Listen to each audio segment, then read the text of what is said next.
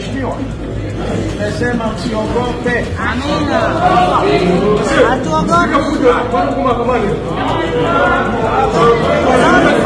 Mahakama imeisha. Mnafanya mambo ya kisenge, tunaingia barabarani na ukaingiza watu barabarani, unaheshimika. Tutaimbia humu. Tutaimbia humu. Tusumbua kwa mtu.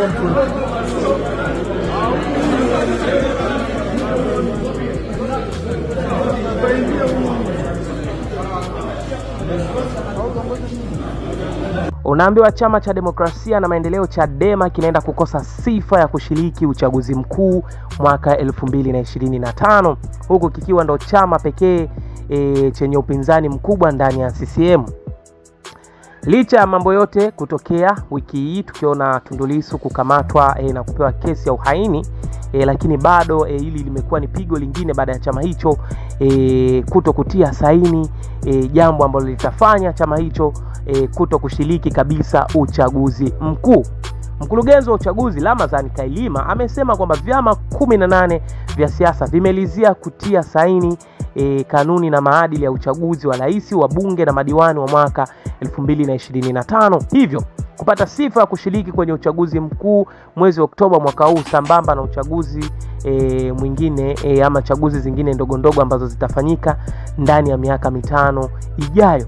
Vyama kama AAFP, ACT Wazalendo, ADA TADEA, ADC, CCK, CCM, Chauma, Kafu, Makini, DP, NCCR Mageuzi, NLP, NRA, SAU, TLP, UDP, UMD na UPDP, ambavyo ni vyama vya siasa 18 kati ya 19 ndivyo vimesaini kanuni za mabadiliko ya kanuni za maadili ya uchaguzi, huku Chama cha Demokrasia na Maendeleo Chadema kikiwa hakijasaini.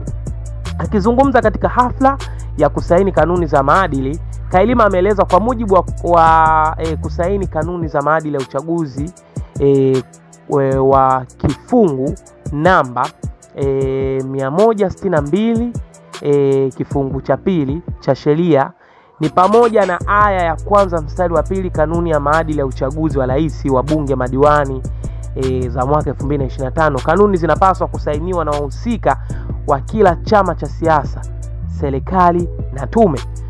Maadili ya uchunguzi ni muhimu katika kuwezesha uchaguzi huru na haki, muhimu kwa pande zote kuhusika na kusaini maadili hayo. Mchakato wa mabadiliko ya uchaguzi wa rais, wa bunge na madiwani ushirikisha wadau, na tunawashukuru wadau wote kwa maoni waliotoa wakati wa maandalizi ya kanuni hizi. Hayo ni maneno aliyosema huyo Ramadhani Kailima ambaye yeye ni mkurugenzi wa uchaguzi. Sasa bwana, Chadema hawajatia saini. Hali hii imeweza kuibua sintofahamu na wengi wakijua kwamba chama chao kinaenda kukosa sifa ya kushiriki uchaguzi.